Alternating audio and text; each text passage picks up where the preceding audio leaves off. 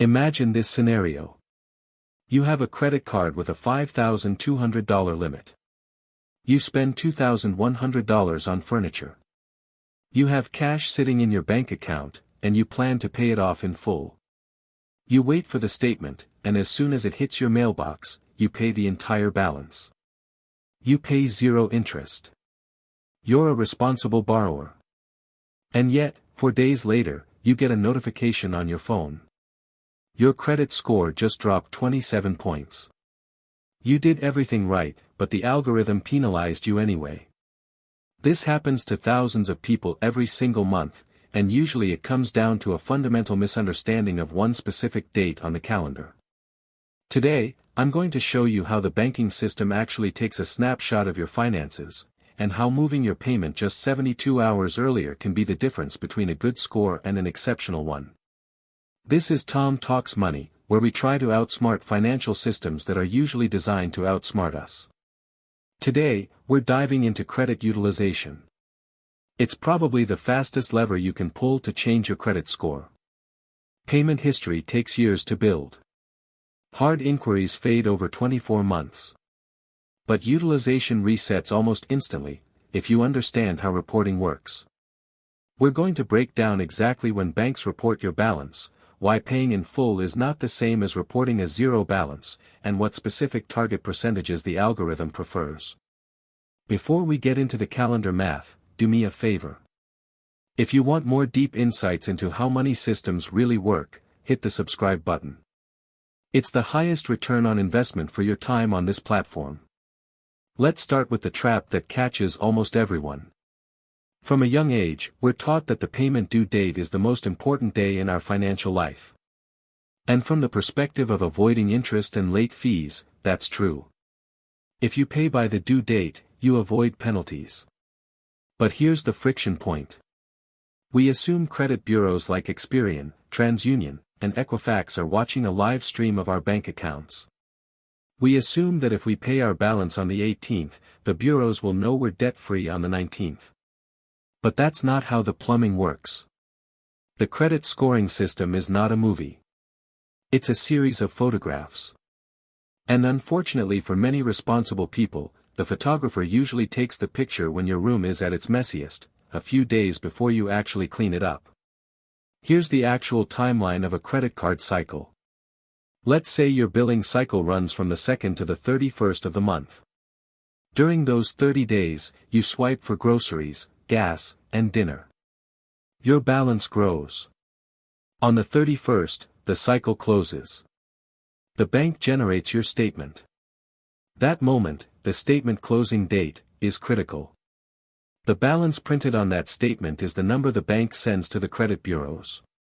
But your payment due date typically isn't until 23 days later. So you could have a $3,200 balance reported on the 31st, even if you pay it off completely on the 22nd of the following month. And that's where most people get blindsided. If you owe $600 on a $1,200 card, that's 50% utilization. You might have $55,000 in total available credit, but if one card with a $600 limit is maxed out, your score can still suffer.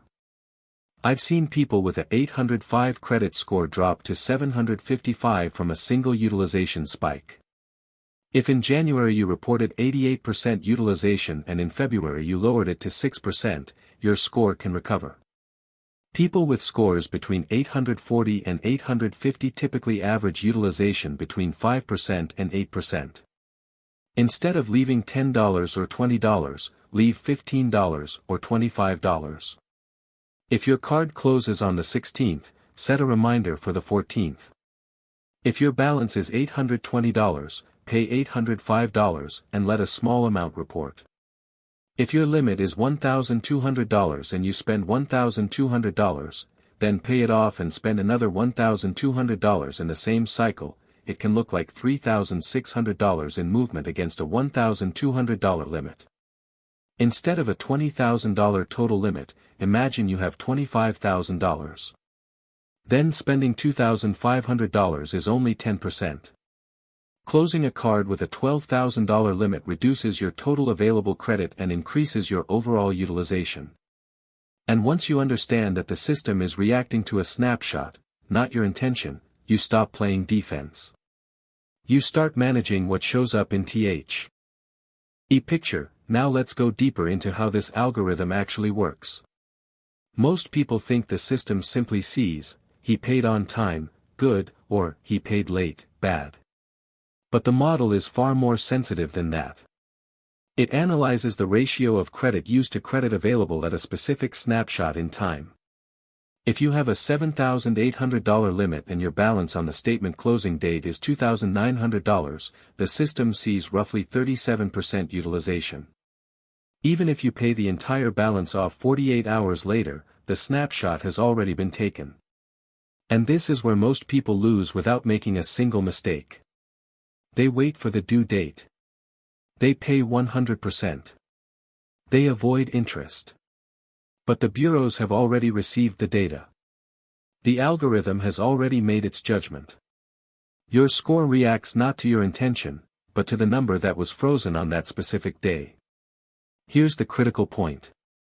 Most banks report on the statement closing date, but some report 1 to 3 days after. That's why the first step is identifying your exact statement closing date. Not the payment due date. Not the date the money leaves your account. The statement closing date. Let's look at a practical example. You have a card with a $6,400 limit. You spend $3,100 during the cycle. If you do nothing, the system records about 48% utilization. But if you make a $2,600 payment 3 days before the cycle closes, your balance drops to just $500. Now the algorithm sees about 7 to 8% utilization. Those are completely different risk categories. And to the scoring model, they represent completely different borrower profiles. Here's another point almost nobody talks about. The algorithm likes activity, but it doesn't like extremes. If you report 0% utilization for months straight, that's not necessarily ideal. The system can interpret that as inactive credit usage. That's why the strategy of leaving a small balance often works better than driving everything to zero before closing. For example, if your limit is $1,500 and you want to send an optimal signal, let $30 to $60 report on the snapshot date. That's 2 to 4%. The algorithm sees usage, but minimal usage. It looks controlled. Now imagine a different scenario. You have 3 cards. Card A, $9,000 limit, $800 balance. Card B, $4,000 limit, $3,500 balance. Card C, $12,000 limit, $600 balance. Your total limit is $25,000. Your total balance is $4,900. That's roughly 19 to 20% overall utilization. Sounds fine. But card B is over 85% utilized. And scoring models can penalize high utilization on an individual card, even if your overall percentage looks healthy. So the strategy isn't just about controlling your total utilization. It's also about managing each individual credit line. Another detail, payment frequency. You're not limited to one payment per month. You can pay twice, even 3 times, during a cycle. For example, if you run $7,000 to $9,000 per month through a card for business expenses, break your payments into multiple chunks. That reduces the peak balance before the snapshot date. Now here's the most powerful part, recovery speed. If your score drops because of high utilization, this is one of the few factors you can fix in as little as 30 to 45 days. As soon as a new cycle with a lower reported balance is sent to the bureaus, the system recalculates your profile. That's why utilization is the fastest lever in the entire credit system. You can't accelerate account age. You can't erase hard inquiries in a week. But you can control your utilization percentage in the very next cycle. Here's the 3-step strategy. Find the statement closing date for each of your cards. 2 to 4 days before that date, lower your balance below 10%, ideally between 1 to 8%. After the statement generates, you can pay the remaining balance to zero if you want to avoid interest. This isn't about tricks. It's about understanding when the system takes the picture. Most people are playing the game without knowing the rules. They think the due date is the finish line. In reality, it's a secondary deadline. The real deadline is the day the algorithm looks at you. And when you start acting a few days earlier, you're no longer reacting to the system. You're staying ahead of it. There's another level almost nobody accounts for. The algorithm doesn't just evaluate a static number, it evaluates behavioral patterns. If over 6 months your utilization consistently fluctuates between 5 to 9%, you appear stable and predictable. But if 1 month it's 4%, the next month 62%, then back to 8%, the model sees volatility. And in finance, volatility is associated with risk. That's why strategy isn't a one-time trick. It's repetition. Let's imagine 2 people. The first has an $18,000 limit and reports a balance between $1,200 and $1,500 every month, roughly 7 to 8%. The second has the same $18,000 limit, but sometimes reports $900, and other times $11,000, even if they pay it off later. Both avoid interest. Both pay on time. But the algorithm will trust the first profile more. Now let's talk about the so-called 30% rule.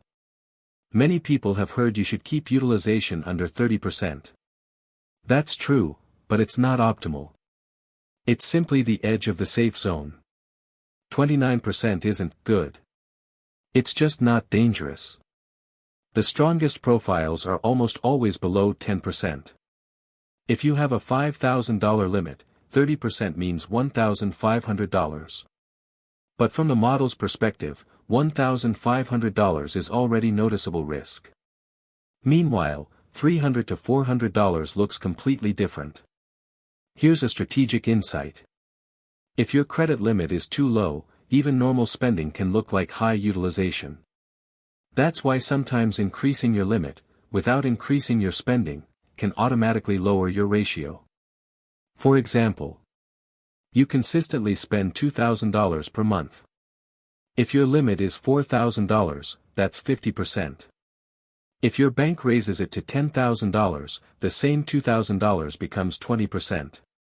Nothing about your behavior changed. Only the proportion did. Sometimes a single credit limit increase request can shift your score trajectory by dozens of points over a few reporting cycles. Now let's talk about timing large purchases. If you're planning something expensive, say a $3,500 expense, and you know your cycle closes in 5 days, you have 2 options. Make the purchase now and reduce the balance before the snapshot date. Or wait for the new cycle to begin, giving yourself a full 25 to 30 days before closing. This is what people with 830+ scores do. They don't just spend, they plan spending dates around reporting dates. Another factor, the number of cards reporting balances. Scoring models don't love seeing every card carry a balance at the same time. An optimal picture is most cards at 0, and one reporting a small balance. For example, if you have 5 cards and all 5 report 3 to 5%, that can be less efficient than 4 cards at 0 and 1 at 4%. The algorithm interprets that as more controlled debt management. Now imagine a rapid recovery scenario. Suppose unexpected expenses cause one card to report 78% utilization. Your score drops 30+ points. You reduce it to 6% before the next closing date. Within 30 to 40 days, the new report replaces the old one, and your score rebounds.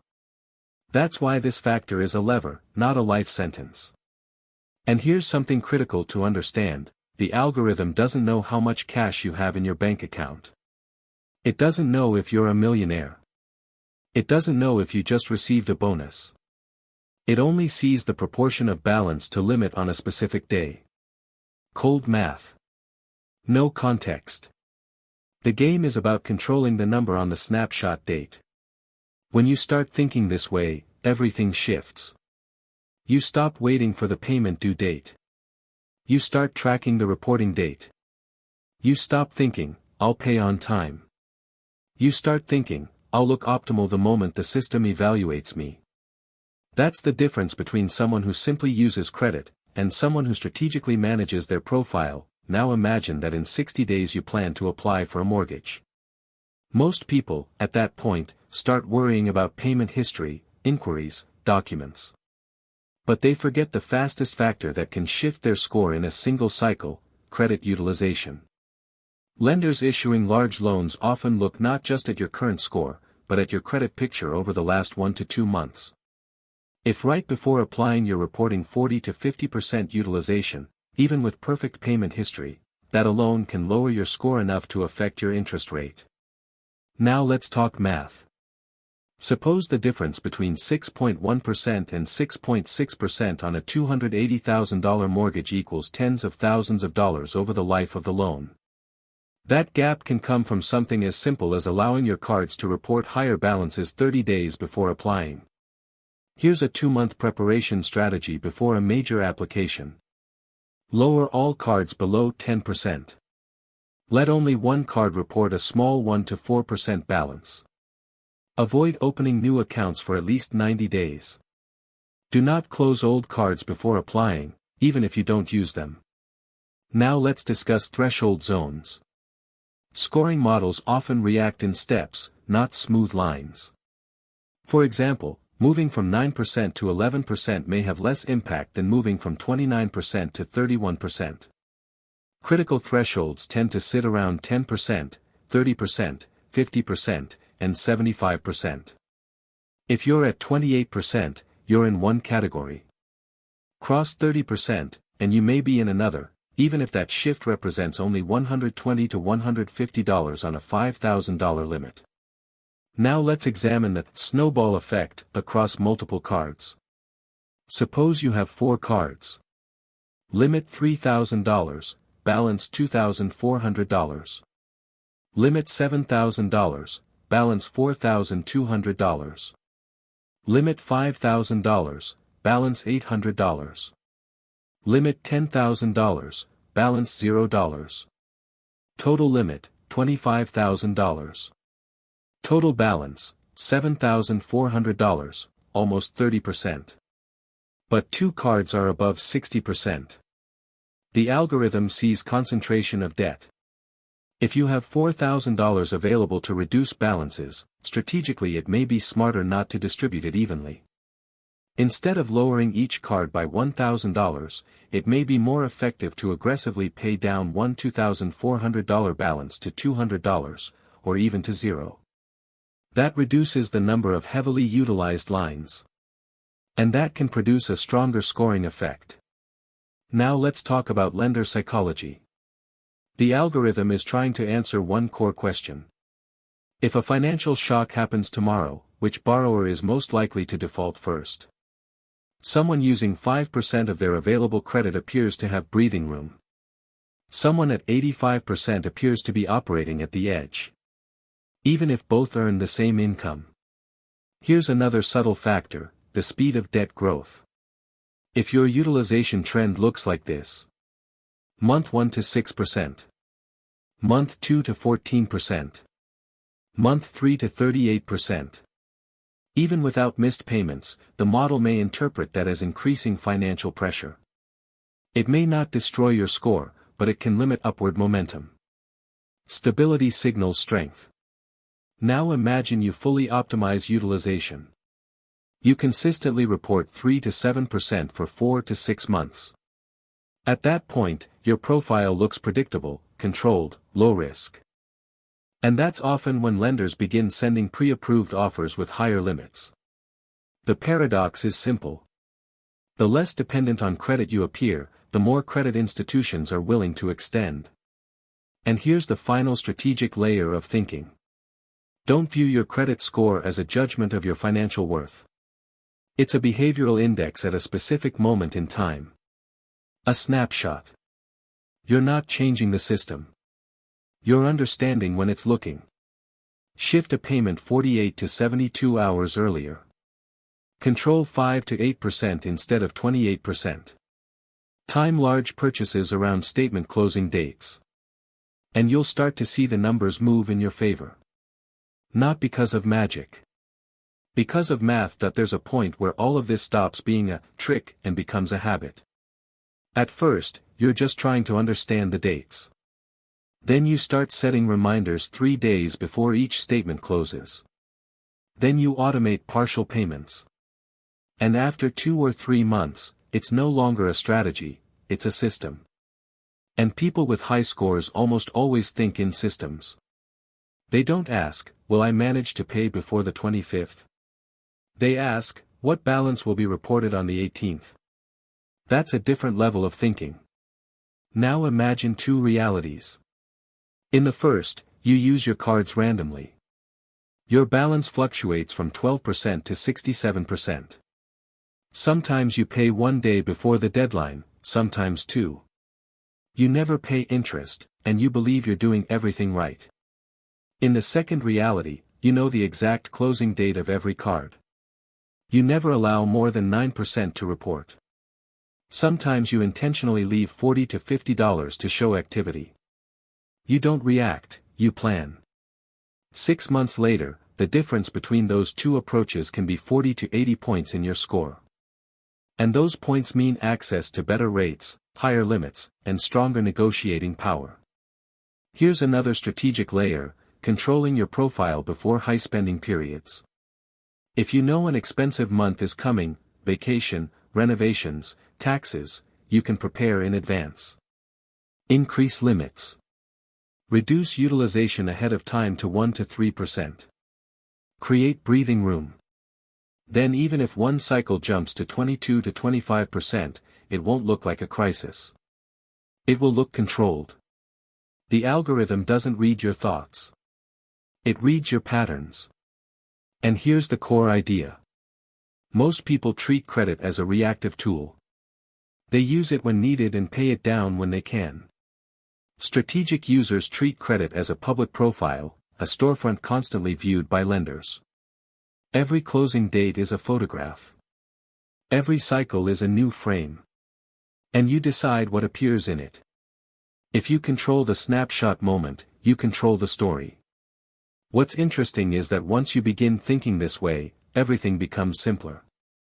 You don't need to work more. You don't need to earn more. You just need to change timing. Move a payment 72 hours earlier. Lower a balance by $300 to $500 before reporting. Avoid crossing the 30% threshold. Small moves. Big consequences.